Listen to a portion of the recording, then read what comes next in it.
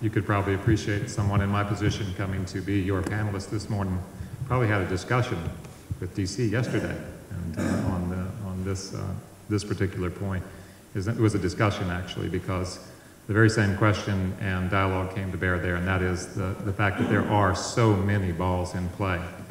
And especially where you both draw on the federal, state, NGO side, there's only so many meetings you can go to. And ultimately all circle back to the same point. I know, and you appreciate this a little more parochially from me and Administrator Jackson, from the administrator's standpoint, a task force that has not met for the first time, is not assembled. One of her first and foremost approaches and goals will be to get a handle on all of these activities in motion, and frankly, try to eliminate the duplication wherever that is possible. That was an original tenet even in the alliance design 5 years ago, and a great deal of effort was put into that, and it did a great many things. When you have things like the Louisiana-Mississippi Restoration Working Group, you have all the NEP plans that were brought into bear at the original, at the very beginning of the oil spill for potential projects that could have been barriers, resistance to the oil, et cetera. You just see, you step back and you're a little bit overwhelmed. It's really an overwhelming exercise to coddle and manage all of those activities. So I can absolutely assure you, knowing Dr. Zubchenko, knowing Salazar, knowing my administrator and others, this will be a subject first and foremost on the table, that all of these independently are not sustainable. There'll be a strong move towards integration. As far as the NGO input framework goes, that is another discussion under evaluation and design, because it needs to also be designed to be the most effective and frankly respectful of the NGO community. You're not able to jump a flight to Dallas, New Orleans, Washington, everything like we are on many occasions, and so there is a great deal of both introspection to past exercises with the NGO community, broadening it, and exactly what that would mean, so that it's more of a collective opportunity and an ability to be a key player in that. I know for a fact that is Administrator Jackson's goal.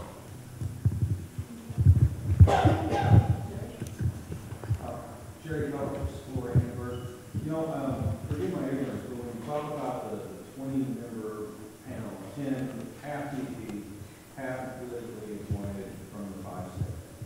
I was curious, do you know what process comes into play in order to publish any findings? How transparent is that going to be from the outside looking in? I mean, can you address that just a bit? One of the things about, I hope this group will really come to recognize by the end of our panel session, you got Buck, Sutter, and Bryon Griffith to come be your panelists. Again, we're not the political appointees. We've been here and will be here when some come and go. Hence, we will candidly answer your questions. So, as I think about your question, you know, the answer is this: it is a work in progress. BP just chose to move to the alliance framework literally days ago. And as a consequence, the alliance framework was not prepared to handle that kind of immediately prepared to handle that revenue stream. And so there is a rapid formulation. There have been meetings going on. I can tell you that the focus is to move more towards an NSF model for full peer review, transparency, publication. NSF, the National Science Foundation. I'm sorry, that's first time I think I broke the acronym rule here.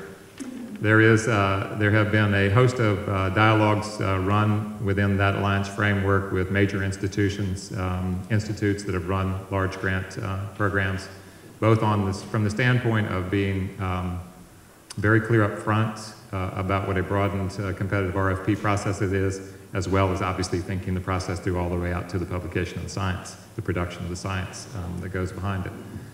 So that is, as well as the accountability, the auditability, et cetera, all of those are rapidly in play. Mm-hmm.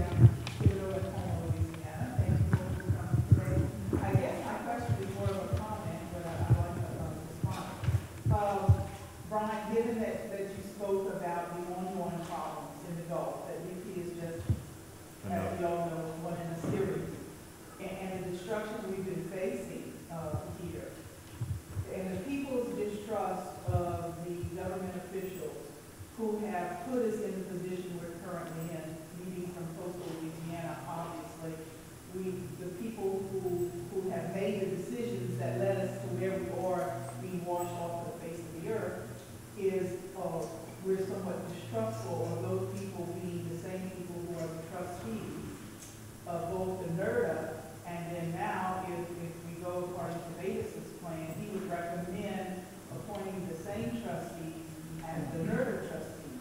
So what sort of community power do we have when we already know as an environmental justice community, the people, the local people in our area have no voice to stop the political parties from doing what they want, all political parties. So what assurances can citizens have in our area that we will be fairly represented when obviously across the coast there's a disconnect between state governments and local people? Wow, did you hear her say she wants assurances?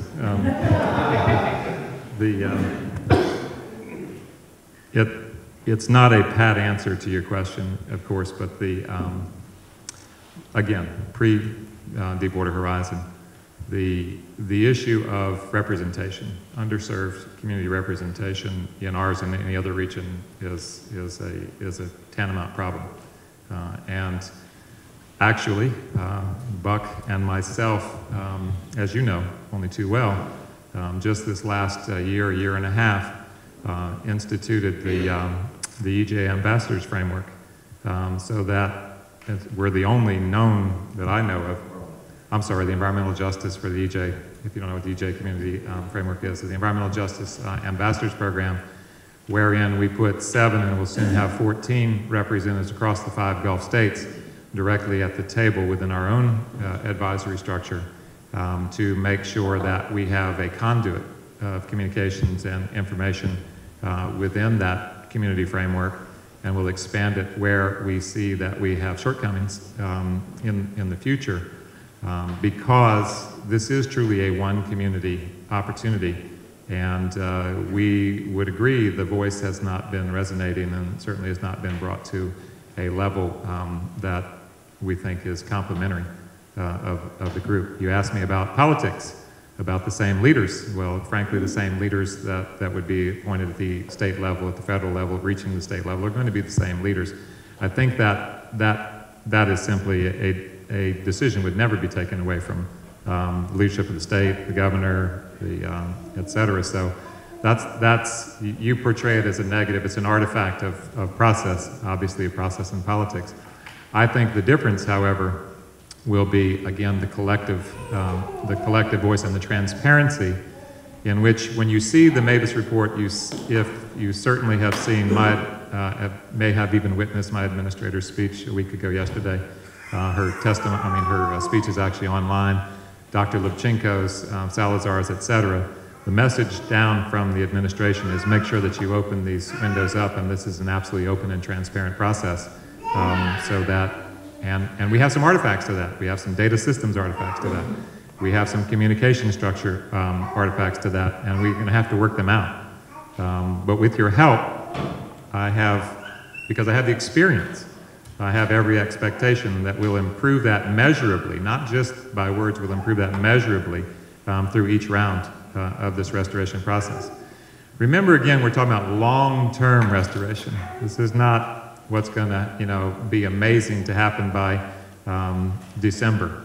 But this is a long-term proposition for change, and so we're trying to change around it. Just a couple things to add on to what Bryon said. I think there are a couple avenues to get directly involved, and one, may seem a little circuitous, is that the Gulf of Mexico Alliance is it's an open structure. There's federal, state, university, lots of NGOs.